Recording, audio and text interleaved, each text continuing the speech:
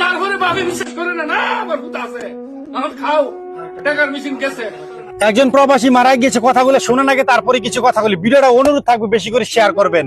আপনি একটু ঠান্ডা মাথায় বইতে পারবেন? আপনার একটা খবর দিব, আপনি একটু উঠে বইবেন।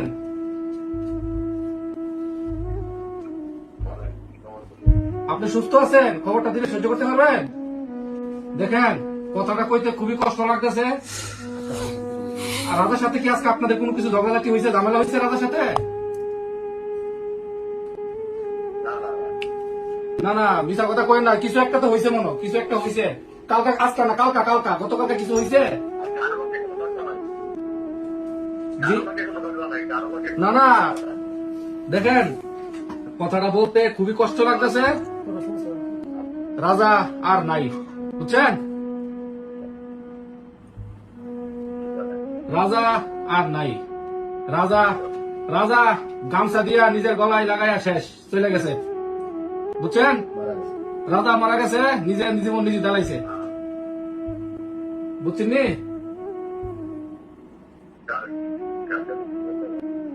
আপনি আমার কথা বুঝতে পারতেছেন? রাজা আর নাই। আপনি রাজার আব্বা কথা বলতেছেন না? আচ্ছা, এখন আর রাজা, এখন জি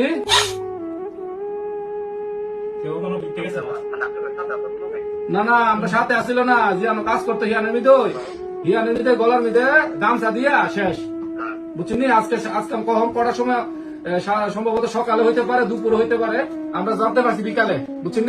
সন্ধ্যার সময় জানতে পারছি।